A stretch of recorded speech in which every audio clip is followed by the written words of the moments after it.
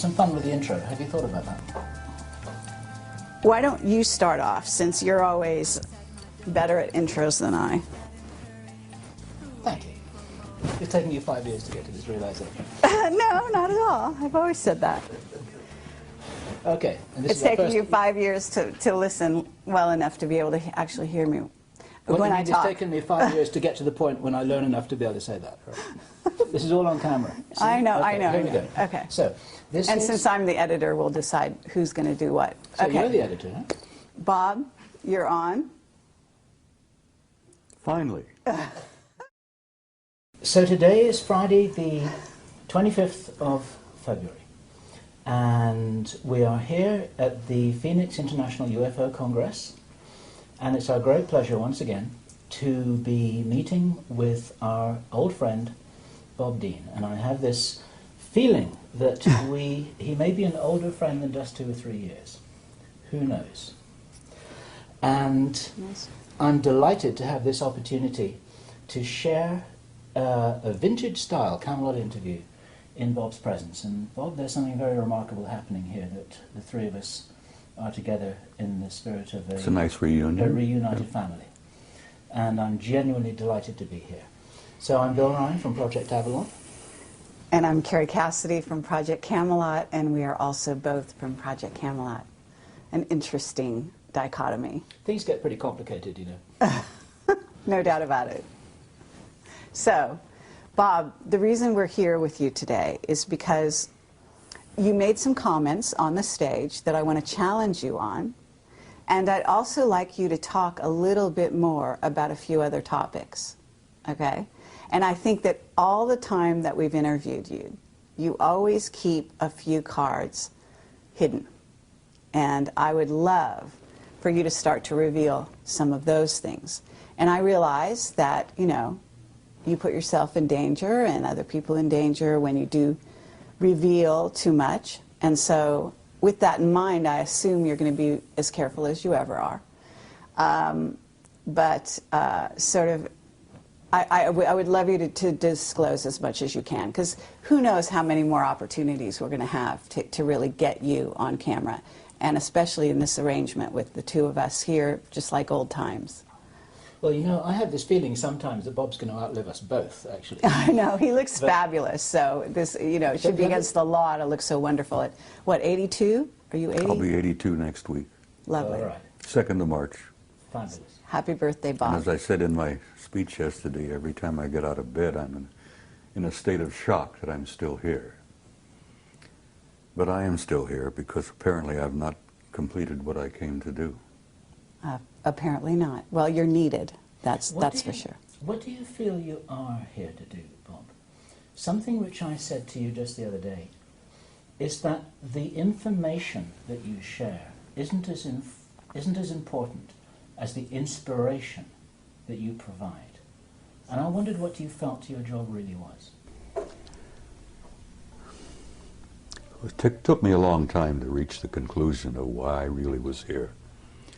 I don't think there's a person on the planet that doesn't at some point in their lives ask themselves, who the hell am I? Why am I here? What's the purpose of life?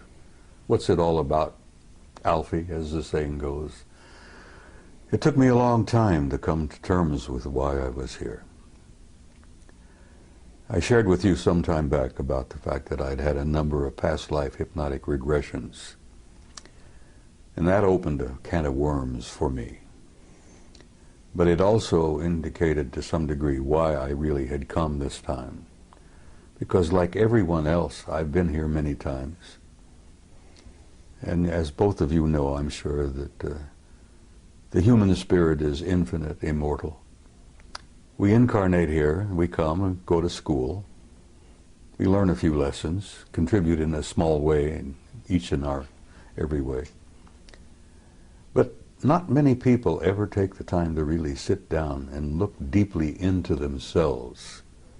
As Yogananda said, self-realization, knowing who and what is living inside this shell that we call a human body.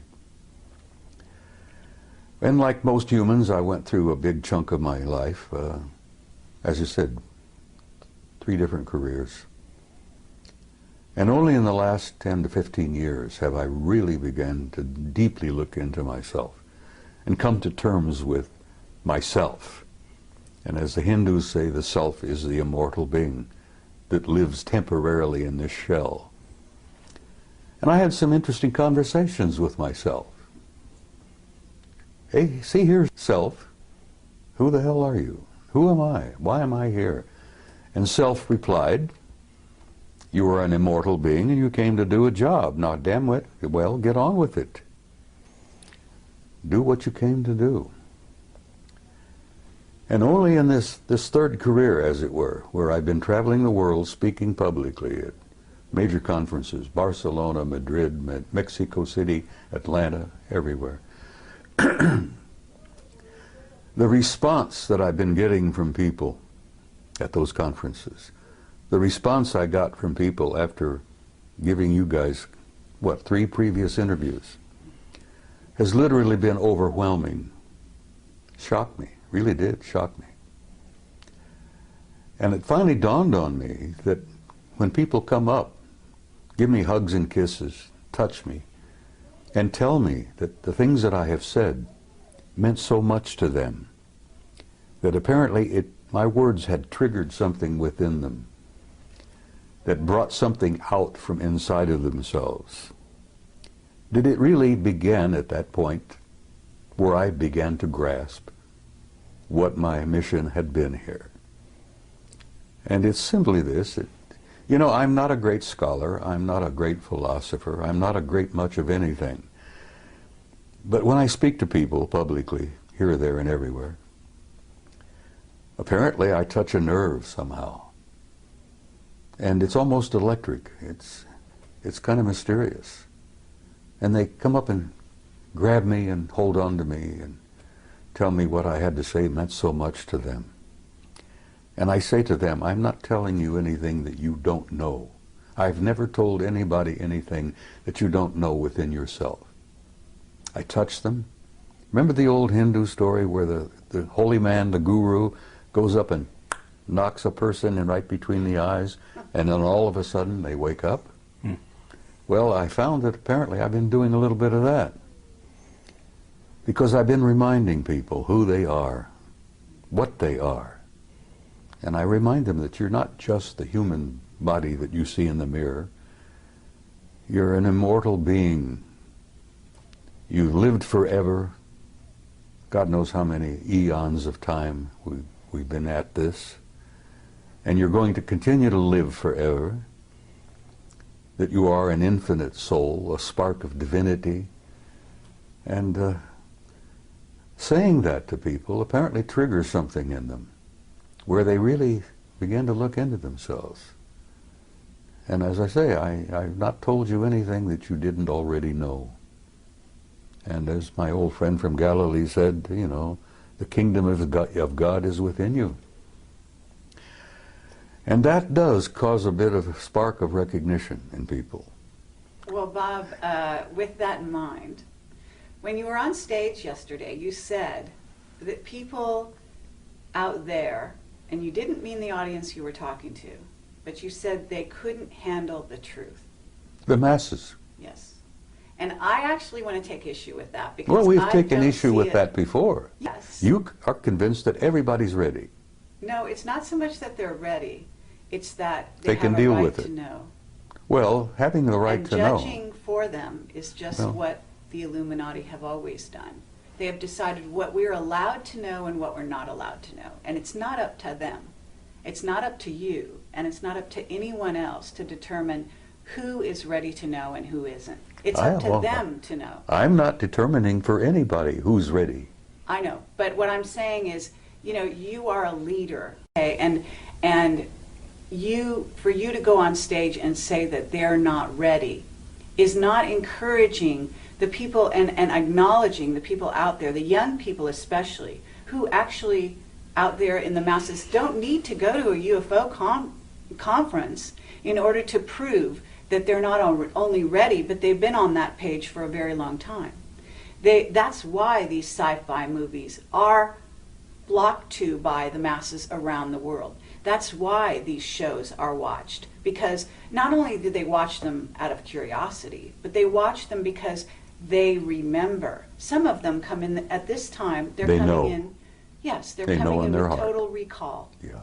So all I wanted to say to you is that I believe that there are a lot more ready for the real truth than people in the inside, whether it be on the inside from this sector or far in deep in black projects, are willing to give them credit for. Over the last 20 years, I've noticed a change in human nature. There has been definitely an expansion of consciousness in masses of people all over the planet. And I'm gratified by that. I'm encouraged by that. And I've never determined for anyone whether they or were not ready or not.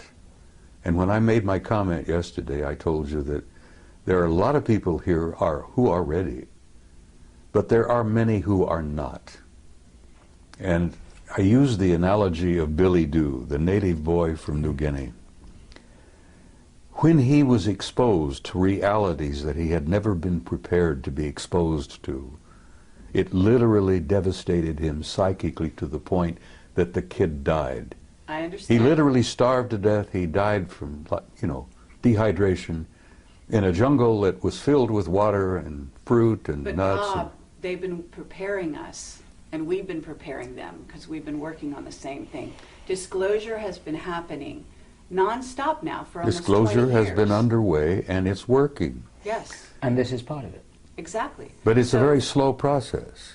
it may or may not be. In other words, it might have been slow for you, and you were one of the fast ones back then because you got access to things that other people to this day don't know about. If you heard my remarks yesterday, I damn near died. The truth damn near killed me. I was not prepared for it. I understand. And but I've seen we're a in lot of the different world, time. and I'm looking at the world from 82 years, and you're just a chicken. You're looking at the world, what? I won't even get I into know. it. But The point thing I'm is- making is I understand what you're saying, but I still stand by my point that the masses are not ready, because every time I go out somewhere to speak, I still run into a few open, old, closed minds, and, fundamentalists of any number of faiths who are ready to fight, and they're ready to, get into... Let me just back up a fraction here, because the people watching this video don't know the Billy Dew story. And I wonder if I can summarize it, I think that encapsulate. it's been out there. I had never heard it before yesterday. Oh, I And so there are a lot of other people who hadn't. Well, too. the Billy Dew story was included in the Brookings study. Yes. The theme here, it's a true story of a young native boy in Papua New Guinea called Billy Dew, and everybody loved him, and they thought that as a special reward for the fact that he was a lovely young guy, they would show him what the real world, the civilized world, the so-called Western world was like. And they took him on a plane, and they took him to Brisbane, Australia, and they took him to see restaurants and cars and supermarkets and shopping malls and television and movie theaters and all of this kind of stuff, and he couldn't handle it. And this is the story that Bob told in his presentation yesterday.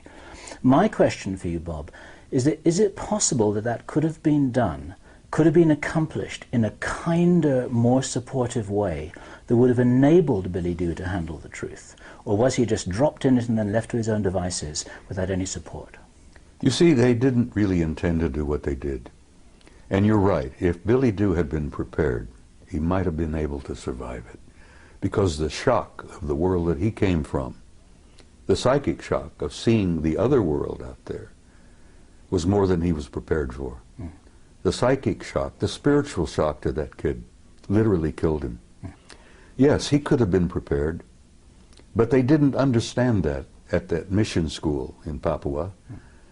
Their intentions were good. They loved the kid, and they thought they were doing him a favor. And what they ended up doing was murdering him, literally. Yeah. It was naive. It was really naive, well-intentioned. Oh, but very. naive. And as I said, the one that Billy Dew referred to as Good Lady, Yes. her light didn't burn quite as bright after that event because she realized what they had done. Yeah. But is it possible, using that as a metaphor, this is a story that was built into the Brookings report, and we have to assume that somewhere there are a lot of very smart people, some of whom are well-intentioned, who are taking that into account and planning disclosure with that in mind. Do you believe that it's possible that it could be accomplished well? Yes, it's being accomplished as we speak. Right. As you remember, I went on to tell you that a blunt announcement is not what the people are ready for. Yeah. But they are enduring what I call an ongoing disclosure, a process that's been underway for over 20 years now, maybe longer, where they are being prepared through what I call subliminal education, through movies, books, novels, magazines, you know, even games. To say nothing of Project Camelot and Bob Dean. Well, Project Camelot, honey, as I said, you guys have had an impact on the world that I don't even today really think you two grasp. Your impact has been overwhelming. Well, let me tell you the letters we get. We get letters, we get people coming up to us saying we changed their lives. Exactly. Saying they started from zero and that we opened this for them and they basically are growing in leaps and bounds and they come to us and thank us. Okay, this is the keynote, is that they thank us for that. And I have to say that we cannot look at Billy Dew, if that's his name, as just a physical body. You talked about eternal beings. This is a soul who came to the planet in a certain state, on a certain level of awareness. Now, prior to Billy Dew being in Papua New Guinea, he could have been any number of other places, and he was probably a star to begin with. Yeah. And there's also the aspect that this kind of thing could have been targeted to maybe the person that was least prepared in that group of people that he was among to handle these kinds of things. You see, I think Margaret Mead, who I believe was the one who delivered the story of Billy Dew. Who was an Illuminati, yes. Yeah, she was an incredibly bright lady, and she had had years and years of experience working with primitive societies. And I think she was the one responsible for getting that into the study. Yes. And yes, Billy Dew could have been prepared. And can we hear about the people that this changed in a brilliant and wonderful way, whose lives were saved because of it? Because I had a young woman come to me just about a half hour ago, and she's from Puerto Rico. And she said, I have a child, and he is a crystal child, and you saved my child's life. That's what she said. Well, I'm not surprised. And she said, because you interviewed, in this case, it was Jessica Schaub. Regardless of what you think about Jessica's information, and she was young and inexperienced at the time I interviewed her, but there are children out there who saw the mirror of themselves in her, in her awareness and her willingness to embrace this cosmos of which we are a part. And so what I would submit to you is, here we are in 2011, that human consciousness is almost like an animal that's growing as a unity in leaps and bounds, okay, at this time. And you know that we have incredible energies coming into the earth facilitating this growth at this time, unlike any other time in history. And there are many scientists, people like Paul Laviolette, who can substantiate that scientifically for the people that are listening. But the point is that we can't go back to the Brookings report because it's no longer applicable. Well, if it ever was. It is still national policy, Yes, whether you like it or not. But those are incredibly conservative old men who actually need to be booted out of office. And they're Whether not you think running they should be anything. booted, I agree with you that there are hundreds of thousands of them who should be booted out of office. I've known hundreds of them in my own time. Now, Carrie, I don't disagree with you on what you're saying. That's all. Well, the only disagreement we may have is the timing. Absolutely. Have you noticed the people taking their revolution into their own hands lately? Of course. Okay, these people That's part are of an not expansion. just ready. That's part to of an change the expansion of world. mass consciousness. Exactly. That was inevitable. Absolutely. And some of the philosophers have been predicting that for years and years. And let me tell you something else. You ain't seen nothing yet. And I believe you. Just agree hold with on. I believe you. The next 10 years. I hope the hell I'm not here. I want to go home, really. I'm tired. But the next 10 years are going to confront you with things you wouldn't have dreamed before. Absolutely. Now, Rich Dolan just did a wonderful speech. He did. He always does. Yes, he does. And he talked about the fact that there is a almost separate society out there. There is.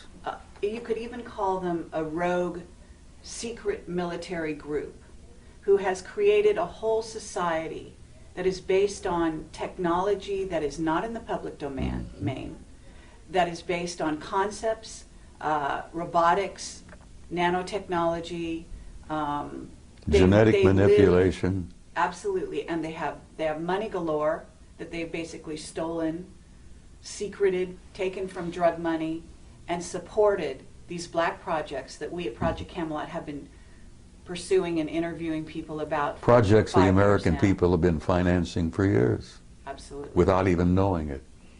So the point I'm trying to make here is that if you look at the earth and you look at humanity, we have two groups. We have a rogue group that is living, maybe we even had a witness that said 10,000 years ahead of this group. So you've got the masses of humanity here, and you've got this rogue group that's flying interluminally. Is that superluminally, right? Right. Outside our solar Hyperluminal, system, whatever you wish to call it. solar system, etc. They've got bases on Mars and the Moon. You're talking about craft outside the rings of Saturn, which in your presentation, which is fascinating, and I'd love you to address some of that. But the fact of the matter is that we have two groups, and they're hugely divided. Mm-hmm.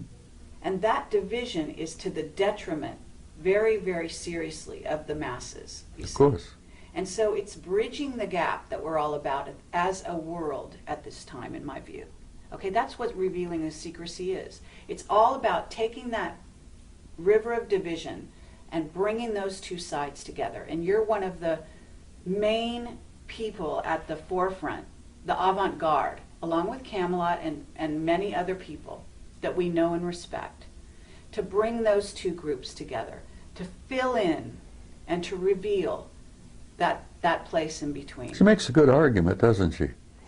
Do you believe that there are enough white hats behind the black curtain to really be able to make a difference now that couldn't have been made 10 years ago? Yes.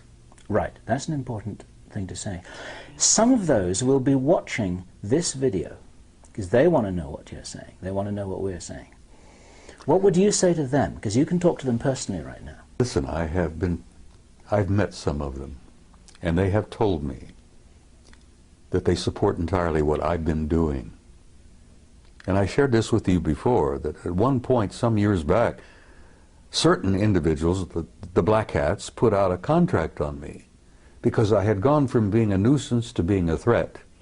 And they literally thought they could eliminate me. But fortunately, I must have had good friends in high places, and at that time I didn't realize what high places my good friends were in, you know. And the word went out to leave me the hell alone. And here I am, at 82, still alive and ornery and kicking. God, I'm getting tired of being here. But the point I'm making is, even the white hats and even the black hats have made some progress along the way. And they've expanded their consciousness quite a bit. Yes, no one's immune from this process. That's right. And so, you know, I basically am very hopeful about the future. The human race, the human species, it has a tomorrow. And I feel that's important to share with people. You know, women with young kids. Will my little child grow up? What kind of a world will my kid grow up in? And I try to reassure them that your kid has a future and that tomorrow is going to be much brighter than yesterday. And some of the white hats and some of the black hats all understand this thing, which is why I'm allowed to continue to focus and travel and do this and that. And I actually have been given encouragement from some of the powers that be. I've been encouraged by some of the guys with all the money. Okay, well, with that in mind, Bob, now that you're all warmed up, what is it you haven't told us? Oh, my God. Can't you keep her under control? Nope, no chance. Carrie, A year ago at Laughlin, I gave you an interview where I thought I would shock the hell out of you. And apparently it didn't. And I told you that I had had a personal relationship with non-human intelligence since I was about 2.5 years old. And actually that relationship perhaps went back before I was even born. And I thought, well, I know you have, and everybody has had a relationship. The point is that half the people don't even begin to, they don't want to know the answer to that. And when it all began to dawn on me, the implications of it were pretty overpowering. But I gave you that interview and I thought, well, this will be the end. You know, nobody's going to pay a word of attention to me after this. They'll think the old coot's gone over the edge. He's lost it. And I thought, well, I can go home and I can smoke my big stogies and drink my whiskey and die peacefully. Well, it worked out just the opposite. I'm more in demand now than I've ever dreamed of being. Yesterday I accepted an invitation to speak at a MUFON conference in Philadelphia in October. And I gave her I said, look, I'm going to tell you honestly, if I'm still on the planet in October, I'll be delighted to come. But I'm not making any really plans really that far ahead, you know. I can't buy an insurance policy at my age, you see. But I'm hopeful, honey. I feel very hopeful about everything. I'm sure you're hopeful, but what is it you haven't told us? Because I believe, look, we've got time travel. There's issues with that. We've got travel through jump rooms to Mars and so on. I'm sure you've been exposed to some of that. You did share a little bit of that with me on my last interview with you. But I believe that that was the tip of the iceberg. And I don't know how far you've gone down the rabbit hole, but I imagine it's a lot farther than you've revealed. And I feel sympathetic with Alice because, yes, I've been down the rabbit hole. Okay. And you feel, you know, I know you're a very conscientious and loving individual, and I know that there's some things you want to reveal and some you don't because you want to protect people. And I don't think you have a whole lot to protect in terms of yourself at the moment because, as you said, you're protected. And we have also been threatened in the last year and a half, each of us in different ways, our lives, as a result of what we've done. But that just tells you that you're on the right track, and as far as I can tell. Well, for time to time, I felt like the guy on the street with the raincoat who pulls it back, exposes himself, you know, and then somebody comes along, they grab him and haul him away to the rubber room, as it were.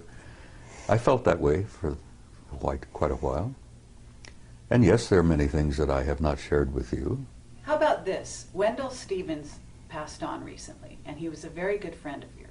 I knew Wendell for 35 years. Okay. And you told me that Wendell said some last words to you. Would you Well, share Wendell that? and I had shared a lot before he got really sick, became ill. I had encouraged him for a long time to admit publicly that he himself had had personal relationship with some of them. And he said, Bob, I can't do that. He said, every ounce of credibility that I've had over the years will go down the tube if I say that. And I understood what he tried to say. You know, he was getting older and he didn't need any bumps in his life before he departed.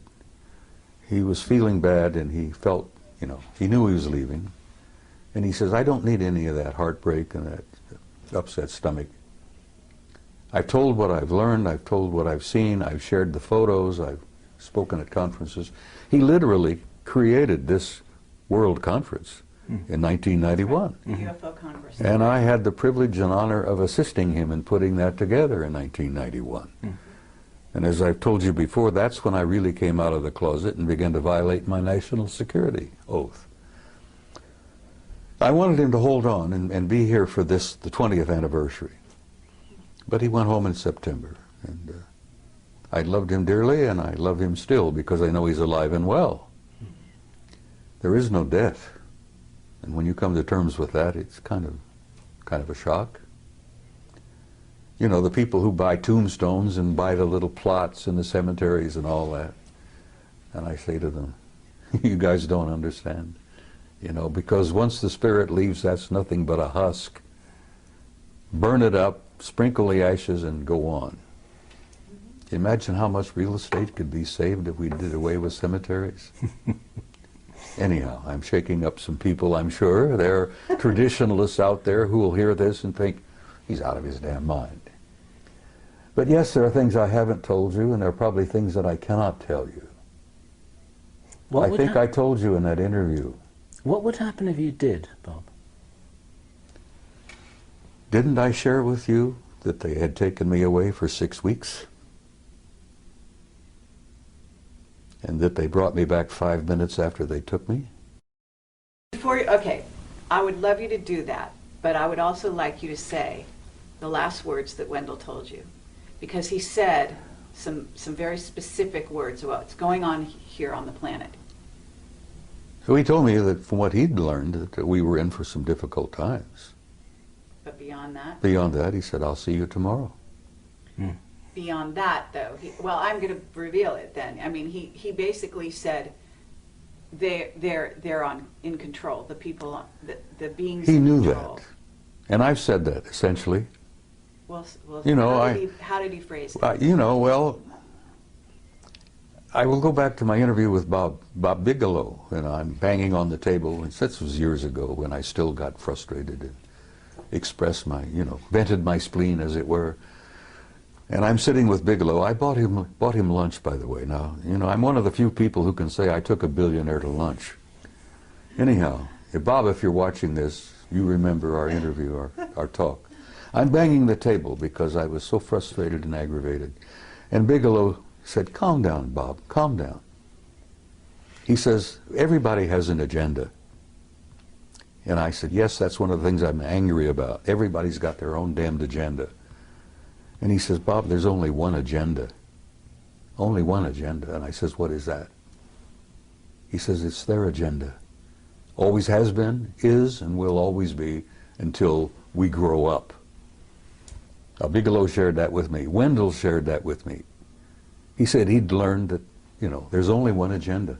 They're not only merely in control, they've been in control from the beginning. And they are controlling disclosure.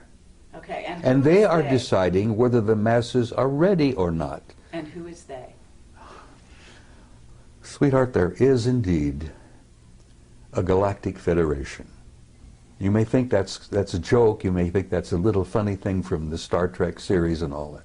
There is indeed a galactic federation. And the headquarters is not even in our galaxy. Now you put that in your pipe and smoke it. That there is a federation of advanced intelligence in beings throughout the universe, and the latest figure, what, 200 billion planets in our galaxy, 200 billion galaxies in the universe. It's probably much, much more. But there is a federation, there is a control, there is a purpose, there is an agenda, and the survival of this species on this tiny zoological garden is important to them. And they are in control of disclosure. They could end it tomorrow if they chose.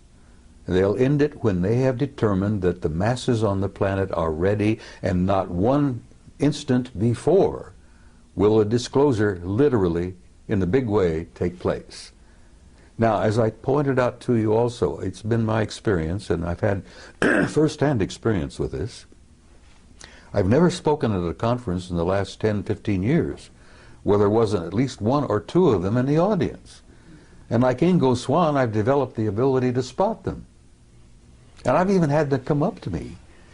And I think I shared this with you on that interview, where they come up to me after a presentation, shook my hand, and told me how much they appreciated what I had to say.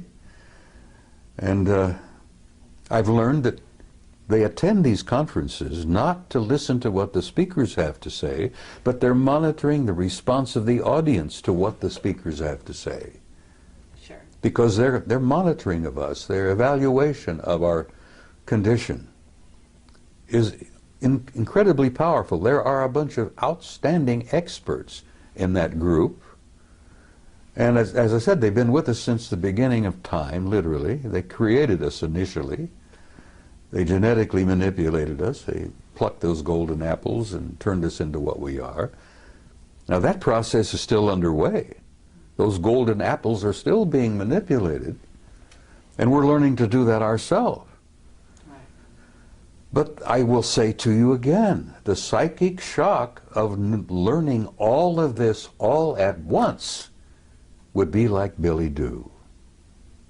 People would, and I've run into them too, honey, and they don't want to know the truth. There's a gut feeling in many people, knowing spiritually, I think, that the truth is more than they can handle at this moment. Mm.